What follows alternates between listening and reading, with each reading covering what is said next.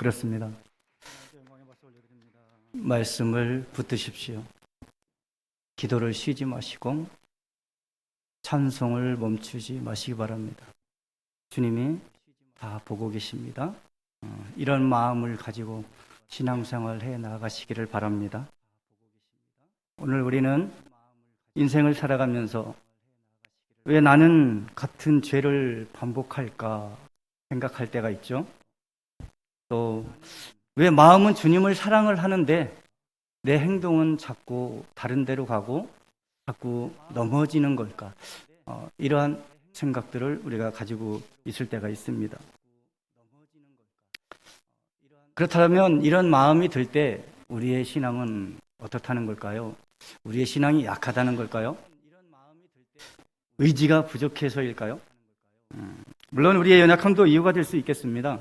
그러나 성경은 더 근본적인 이유를 말합니다. 우리가 대적해야 하는 존재가 있기 때문이라는 사실이에요. 그래서 베드로전서 5장 8절 말씀에서 이렇게 말씀합니다. 너희 대적마귀가 우는 사자같이 두루다니며 산뛸 자를 찾는다라고 말씀을 하고 있습니다. 자, 성도에게는 보이지 않지만은 분명히 존재하는 그 영적인 공격, 영적인 존재가 있다라는 것입니다. 그리고 그 공격은 언제나 말씀을 흐리게 한다라는 거예요. 또 하나님의 그 성품을 의심하게 만들고요, 죄를 아주 달콤하게 보이게 만드는 그러한 방식으로 찾아오게 된다는 것이죠. 그런데 놀랍게도 이 영적 전쟁의 이 첫 장면이 바로 오늘 우리가 읽은 창세기 3장에 나타나고 있습니다. 에덴은 완벽한 곳이었습니다. 하나님이 함께 하시고 또 하나님이 부족함이 없는 곳이었고 또 죄도 없었습니다. 그런데 그 완전한 곳에서도 인간은 넘어졌다는 것이죠. 왜 그랬습니까? 사단은 인간을 힘으로 넘어뜨리지를 않습니다. 말로, 질문으로, 또 아주 작은 왜곡으로 넘어뜨렸어요. 자, 창세기 3장은 인간이 왜 죄를 지었는지를 넘어서서 지금도 사단이 어떻게 일하는지 보여주는 아주 영적 지침서예요. 자, 사탄은 어떤 패턴으로 다가오는가, 어떤 말로 공격을 하는가, 또 어디에서 우리의 마음을 흔드는가. 오늘 이 말씀을 통해서요, 우리는 이 사단의 전략을 좀 밝히 살펴보고 그 거짓을 넘어설 수 있는 그 믿음의 자리로 나아가기를 원합니다. 그래서 첫 번째 이 오늘 영적인 존재, 이 사단에 대해서 오늘 집중적으로 좀 살펴볼 건데요. 첫 번째 전략이 있습니다. 말씀을 흐리게 한다라는 사실이에요. 의심은 항상 불순종보다 먼저 오게 되는 거예요. 여러분, 사단은 처음부터 하나님의 말씀을 정면으로 부정하지를 않습니다.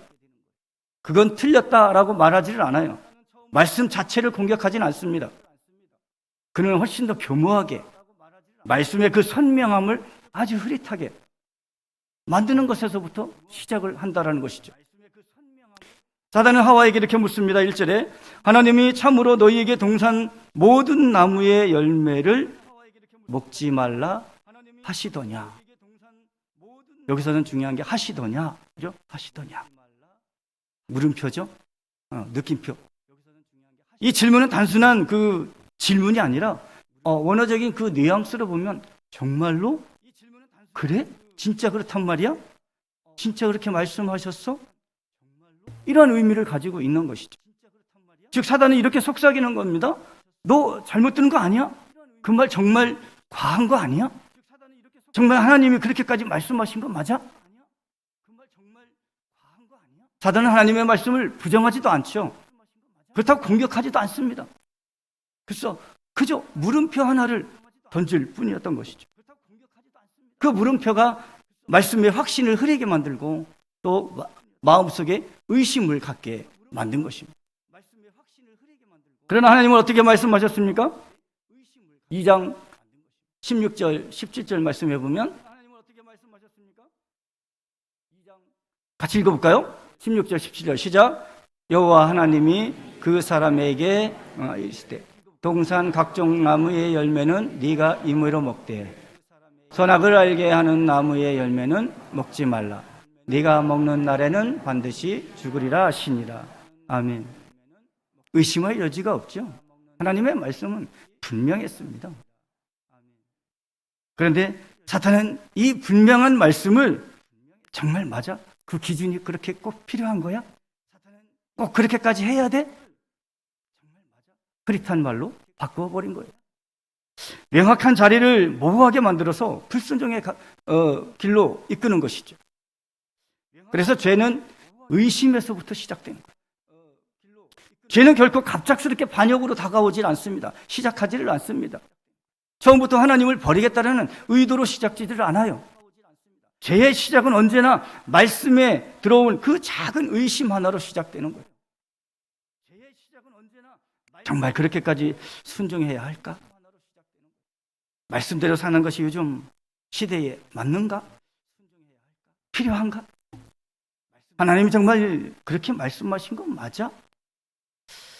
이 정도는 괜찮겠지. 우리가 흔히 생각하는 거 아닙니까? 우리는 항상 하나님의 말씀을 가지고 어떠한 일을 행할 때에, 부딪힐 때에 나에게 거부감이 온다라면 이러한 것들을 먼저 내세우면서 우리를 합리화하게 되죠.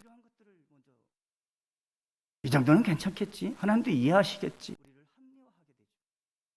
그러나 이 작은 질문 하나가 에덴을 무너뜨렸습니다.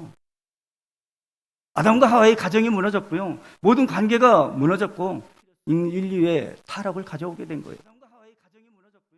야고보서는 말합니다. 14절, 15절에 보면 1장 오직 각 사람이 시험을 받는 것은 자기 욕심에 이끌려 미혹됨이니 욕심이 잉태한즉 죄를 낳고 죄가 장성한즉 사망을 낳느니라 말씀합니다. 사탄은요 먼저 미혹을 하는 거죠. 속임수를 쓰는 거예요. 그리고 죄를 지켜 만들고 결국에는 사망으로 이끌어가는 거죠. 이 순서가 창세기 3장의 순서와 동일한 겁니다. 여러분, 오늘날에도 이 사탄은 똑같은 방식으로 우리를 흔들어요. 여러분들 지금 이 자리에 앉아 계시지만 제가 전하는 이 하나님의 말씀을 들어도 감동이 오지 않을 때가 많지 않습니까? 솔직히 날마다 감동이 되는 건 아니잖아요. 이러한 때가 있단 말이죠. 그리고 설교를 들어도 나와 상관이 없는 이야기가 들릴 때가 또 있어요. 또 순종해야 하는 말씀이 정말 부담스럽게 느껴질 때가 있습니다. 마음속에서 정말 올라오는 정말 그럴까 하는 그러한 생각이 또 들기도 합니다. 바로 이러한 순간, 그 순간 찰나가 영적 공격이 시작된다는 거예요. 사단은 말씀을 빼앗는 것이 아니라 먼저 하나님의 그 선명한 말씀을 흐리게 만들어서 불순종을 하게 만든다는 것입니다. 예수님의 이 광야 시험에서도 같은 전략이 사용되었습니다. 네가 만일 하나님의 아들이거든 이렇게 마귀가 시험했어요. 네가 만일 하나님의 아들이거든. 사단은 말씀을 살짝 비틀고요. 그리고 흐리게 만들었던 거예요. 그러나 예수님은 뭐라고 말씀하셨습니까? 기록되었으되 라고 말씀하시면서 그 말씀을 붙잡고 승리를 하신 것이죠. 여러분, 말씀이 정확하면 사단은 떠나가게 돼 있습니다. 말씀이 흐려지면 사단이 다가오는 거예요. 그러므로 우리 사랑하는 성도 여러분, 오늘은 반드시 이 말씀을 정말 선명하게 붙들어야 될 줄 믿습니다. 그리고 흐리게 만드는 그 의심에 속지 말고 하나님이 주신 그 말씀을 아주 분명하게 믿고 분명하게 붙잡고 분명하게 순종하시길 주님의 이름으로 축복합니다. 의심이 들어오는 순간이 바로 영적 전쟁이 시작이 되는 거예요. 말씀을 분명하게 붙드는 순간이 바로 승리의 순간인 것입니다. 두 번째입니다. 이 사단의 두 번째 전략. 이제는 그 말씀을 흐릿한 걸 넘어서서 이제는 또 그 말씀을 왜곡한다는 사실이에요. 왜곡하고 과장을 해요. 말씀을 왜곡하는 순간 하나님에 대한 신뢰는 왜곡됩니다. 사단은 말씀을 흐린 뒤 두 번째 단계로 왜곡하고 가장하는데 하나님이 하지도 않은 말을 이제 첨가를 하게 되는 것이죠. 그래서 하나님이 전혀 다른 분처럼 느끼게 만드는 것입니다. 1절에 다시 보면 하나님이 참으로 모든 나무의 열매를 먹지 말라 하시더냐. 똑같죠? 여기서 사단이 뭐가 빠졌습니까? 의도적으로 여호와 하나님이라는 이 언약의 이름을 지웁니다. 여호와가 빠졌습니다. 단순히 그냥 하나님만 사용을 하고 있는 것이죠. 사람으로 돌보시는 우리 아버지를 무조건 명령을 내리는 그러한 권위자로 바꾸어 버린 것입니다. 이것은 단순한 언어 선택이 아니라 정말 하나님과 인간관계를 낮추는 그러한 공격입니다. 그러나 하나님은 뭐라고 했습니까? 먹지 말라 하신 적이 없어요. 오히려 모든 나무의 열매를 마음껏 먹어라 라고 말씀하셨죠. 말 그대로 99개의 모든 것을 허락하시고 단 한 가지를 금하신 거예요. 사단은 하나님을 마치 아무것도 주지 않는 분처럼 그렇게 왜곡을 해서 억압하는 그러한 분처럼 보이게 만든 것입니다. 예수님 시대에도 그랬어요. 바리새인들도 마찬가지였어요. 하나님의 말씀을 왜곡해서 백성들에게 무거운 짐을 지웠던 것입니다. 사단이 그렇게 말씀을 왜곡하다 보니까 이제는 하와도 마찬가지예요. 하와도 사단의 그 영향을 받았어요. 그래서 말씀을 그대로 말하지를 않고 왜곡하게 되는 것을 보게 돼요. 2절 보면 하와도 하나님을 부를 때 뭐라고 합니까? 사단과 똑같이 하나님이라고 말하죠. 엘로힘. 여호와가 빠졌어요. 이는 이미 하와의 마음속에서 하나님과의 그 친밀함이 흔들리기 시작했다라는 증거입니다. 또한 하나님은 임의로 먹으라 라고 말씀을 하셨지만은 하와는 먹을 수 있으나 라고 하면서 스스로 그 자유의 그 범위를 축소해 버린 거예요. 하나님이 주신 넓은 은혜가 축소될 때요, 우리의 신앙의 시야도 좁아지게 되어 있습니다. 야고보서 1장 17절은요 이렇게 말씀하죠. 온갖 좋은 은사와 저 온전한 선물을 주시는 분이다라고 말씀을 하고 있어요. 그러나 사단은 늘 속이는 거죠. 하나님이 너에게 충분하게 주지 않았다라는 것이죠. 그렇게 은혜를 왜곡하고 축소시키고 하나님을 정말 불신하게 만들어서 결국 하나님을 신뢰하지 못하게 하는 것입니다. 그래서 하와는 이제 이어서 이렇게 말을 해요. 3절 먹지도 말고 만지지도 말라 라고 하셨다는 거죠. 하나님 먹지 말라라고만 하셨지 만지지 말라라고 말씀하신 적은 없어요. 하와가 말씀을 과장하는 그 순간에 하나님의 명령은 하와에게 더 무거워졌고 또 부담스럽게 느껴지게 된 거예요. 그래서 하나님은 경고하시는 거예요. 신명기 4장 2절에 보면 너희가 더하지도 말고 덜하지도 말라라고 말씀을 하신 것입니다. 말씀을 축소하거나 과장되는 순간 우리는 하나님을 오해하게 되고 또 신앙의 균형이 깨지게 되는 것입니다. 왜곡된 말씀은 결국 사단의 유혹을 받아들이게 됩니다. 말씀이 흐려지자 이제 사단의 말이 더 그럴듯하게 들려오게 되죠. 너희가 결코 죽지 않는다. 너희 눈이 밝아져서 하나님처럼 될 것이다. 아주 달콤하게 다가옵니다. 왜 이런 말이 마음에 들어왔을까요? 당연히 말씀이 흐려졌기 때문에. 오늘도 마찬가지죠. 우리에게도 마찬가지입니다. 말씀을 축소하게 만드는 이 사단의 이 실체의 속임수를 보게 되면 우리 일상 속에서 나타나는 일들을 보면요. 아까도 말씀드렸지만 이 정도는 죄가 아니야 라는 그런 뉘앙스. 뭐 다들 하는데 나만 유독 그렇게 할 필요 있어? 뭐 직장에서 이 정도 거짓말은 생존이야. 그런 말도 될 수 있고. 이건 뭐 세상에서는 죄라고도 해. 죄라고도 안 해. 이런 이 정도도 괜찮겠지 하는 게 있고요. 또 있다라면 요즘 시대에 너무 보수적인 말씀이야. 우리가 너무 편리주의로 신앙생활을 하다 보니까 보수적인 그러한 개념들이 많이 사라졌어요. 개혁주의에 나아가다 보니까 옛날의 것들이 너무나 무시되는 게 너무나 많아요. 그게 다 편리주의로, 올바른 개혁주의로 가게 되면 괜찮은데 그것이 편리주의로 가버려요. 그게 문제가 많이 되고 있습니다. 예수 그리스도 안에서 그 복음의 자유 안에서 우리가 누린다라고 하지만은 실제적으로 그 누리는 것보다도 그 누림을 너무 이용하진 않는가? 우리가 신앙생활하면서 이러한 부분들이 많이 나타나고 있다는 거죠. 율법적으로 살아라는 건 아니지만 그건 아니지만 우리가 신앙생활 할 때는 예수 그리스도의 그 복음 안에서 우리가 살아가되 이런 것들을 잘 분별해서 우리가 신앙생활을 해 나가야 되는 것이죠.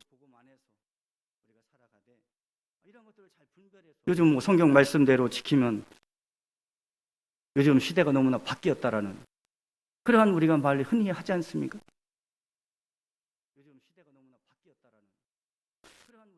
또 하나님도 이 정도는 이해하실 거야라는 그런 우리의 마음 속에도 있습니다. 우리는 인간은 항상 합리화하는 존재, 나 자신을 위한 합리화를 하는 그러한 존재가 되어버렸어요. 이 아담과 하와가 죄를 짓고 나서부터. 그러면서 모든 일을 할 때는 항상 합리화합니다. 말씀도 비틀어서 이야기를 하고 예배 나오기 싫으면 아유 요즘 너무 피곤해 내가 열심히 일하다 보니까 못 가게 됐어. 하나님도 아시겠지 뭐 이렇게 이야기해요. 또 말씀을 과장하게 만드는 또 보면은 실체를 보면요 너는 절대 용서받을 수 없어 라는 그런 말 그렇게 이야기해. 사단은 우리를 정죄합니다. 또 조금만 실수해도 하나님은 벌 주시는 분이야. 이러한 억압들 우리가 이 부분에 잘 빠지죠. 우리가 기도 안 하면 오늘 하루 기도 빼먹으면 왠지 찜찜하고 또 하나님이 또 어떻게 보실까 그런 부담감도 있죠. 이 사단이 주는 거죠. 기도는 해야 되겠지만 또 신앙은 너무 힘들어서 주님은 부담만 주시는 분이야 라는 그런 마음도 우리에게 있습니다. 주의를 지키고 헌신하고 또 봉사하고 너무 힘들죠 당연히. 하나님은 왜 이렇게 나에게만 요구하실까? 내 삶을 무겁게 만드는 건 다 신앙 때문이야. 이러한 마음들이 사단이 우리 마음속에 심어주는 거예요.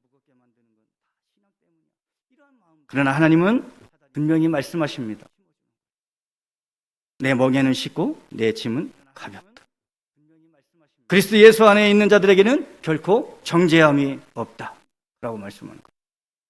여러분 말씀이 과장되면 부담이 되고요 말씀이 축소되면 죄가 또 가벼워지고 결국 하나님에 대한 그 신뢰 자체가 흔들리게 되는 것입니다. 그렇습니다. 예수님이 사단을 이기신 비결은 단 하나였어요. 기록되었을 때 뭡니까? 말씀을 정확히 아시고 그대로 붙드심으로 승리했다는 거예요. 정말 아까 찬양 우리 목장 여러분 성도님들께서 불러주신 찬양 아주 은혜롭습니다. 말씀을 붙들어라. 따라서 저와 성도님들은 마찬가지입니다. 하나님이 말씀하신 그대로 그 말씀을 우리가 붙들을 때 우리가 혼란이 정리되고 또 유혹이 약해지고 마음에 평안이 들어오면 우리의 신앙이 흔들리지 않게 되는 거예요. 세 번째 볼까요? 사단의 세 번째 전략, 하나님을 의심하게 만듭니다. 하나님의 선하심을 흔들면 어떤 죄도 아주 매력적으로 보이게 되는 거죠. 사단은 먼저 말씀을 흐리게 하고 또 왜곡한 뒤에 이제 정면으로 하나님을 이제 부정하게 됩니다. 4절에서 사단은 담대하게 말합니다. 너희가 결코 죽지 아니하리라. 너희가 결코 죽지 않는다. 아주 담대하게 이야기합니다. 하나님은 반드시 죽는다라고 했는데 사단은 정반대예요. 죽지 않는다라고 속이는 거예요. 죄는 언제나 이렇게 진행됩니다. 말씀을 흐리게 하고 왜곡하고 부정하게 만드는 것이죠. 그리고 5절에서 사단은 두 가지 치명적인 거짓을 숨깁니다. 심어놓습니다. 첫 번째는 하나님이 좋은 것을 숨기고 있다는 것이죠. 마치 하나님이 정말 우리의 발전을 막고 더 나아가는 길을 제한하시는 분처럼 느끼게 만드는 것입니다. 그러나 시편 기자의 말씀은 이렇게 말해요. 정직해가 행하는 자에게는 좋은 것을 아끼지 아니하신다. 하나님은 정말 좋은 것만 주시는 분이잖아요. 아끼지 않으시고. 두 번째로 하나님 없이도 잘 살 수 있다는 것을 심어줘요. 사단은 속삭이죠. 하나님처럼 되어라. 내가 주인이 되어라. 이 속삭임은 결국 하나님을 대적하려는 교만으로 나타나는 거예요. 그러나 주님은 말씀합니다. 나를 떠나서는 너희가 아무 말도 할 수 없느니라 라고 말씀하죠. 하나님이 없이 사는 순간 인간은 가장 연약한, 가장 약한 존재가 되는 거예요. 모든 공격의 목적은 단 하나입니다.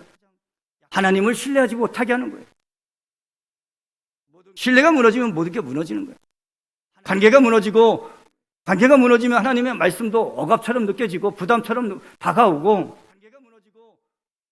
마침내 죄는 더 이상 죄처럼 보이지도 않고 먹음직하고 보암직한 것으로 보이게 되는 것이죠. 하나님의 선하심이 흔들리면요, 어떤 죄도 매력적으로 보이게 되어 있습니다. 그래서 사단은 지금도 속삭이는 거예요. 말씀대로 살면 손해본다. 하나님이 막고 있다. 네 기준대로 살아도 된다. 사단은 언제나 우리를 이렇게 속이고 있는 것이죠. 그러나 성경은 경고하는 거죠. 사람이 보기에는 발해나 필경 사망의 길이다.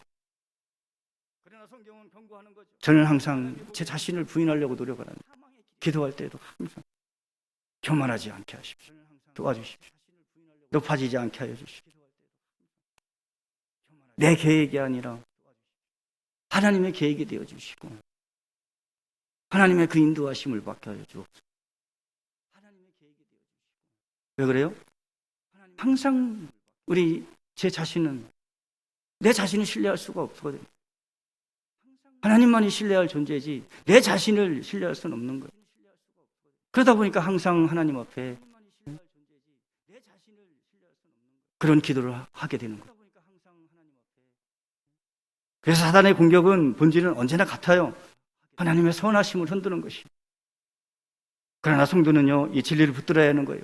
하나님은 선하시며 우리에게 가장 좋은 것을 예비하시는 분이시다. 이걸 붙드셔야 돼요.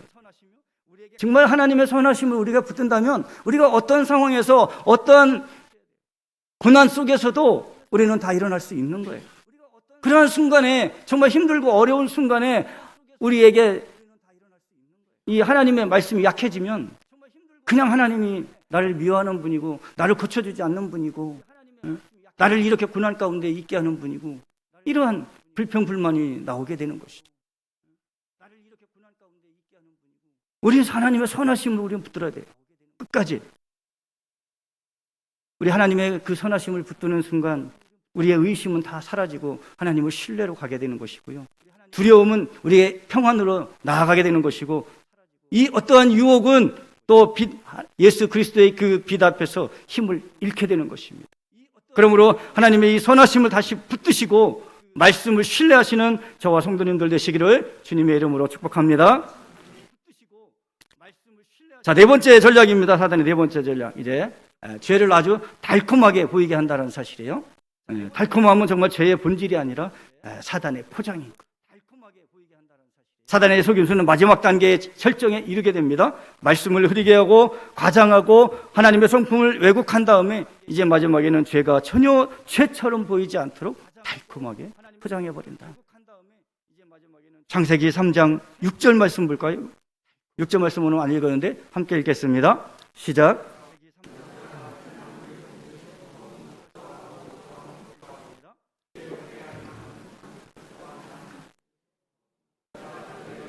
따먹고 자기와 함께 있는 남편에게도 주매 그거 먹은지라. 아멘.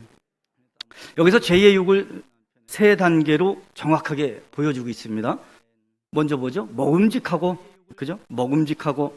죄는 먼저 이 우리의 육체적을 욕구를 자극을 하는 거예요. 그래서 지금 당장 우리가 편해 보이고 또 기분 좋아 보이고 만족이 올 것처럼 보이게 하는 것이죠. 또 우리 눈으로 보는 것, 안목의 정욕, 여기서 나오는 거예요. 눈으로 보는 것, 보암직하고. 죄는 언제나 겉모습 아름답게 포장을 합니다. 그래서 보기 좋아 보이려고 또 화려해 보이고 성공처럼 보이지만은 그 안에는 결코 죽음이 숨어 있다라는 것이. 이것이 요한일서 2장 16절에서 말씀하는 안목의 정욕입니다. 또 지혜롭게 할 만큼 탐스럽기도 한, 그죠? 탐스럽게. 사단은 심지어 이 영적 욕망조차 비틀어서 교만으로 바꾸어 버립니다. 더 지혜로워지고 싶다, 더 나아지고 싶다. 이 좋은 마음까지 왜곡해서 하나님 없이 정말 스스로 높아지고 싶은 욕망으로 만들게 되는 것입니다. 결국 죄는 처음부터 못생긴 모습으로 우리에게 오질 않습니다. 항상 달콤하게, 아름답게, 또 괜찮아 보이게 포장되어서 옵니다. 하지만 마지막에는 생명을 빼앗고 관계를 무너뜨리고 또 하나님과 멀어지게 하는 것이에요. 여러분, 지금 우리 성도님들의 눈에는 먹음직하고 또 보암직하고 탐스러워 보이는 것이 있습니까?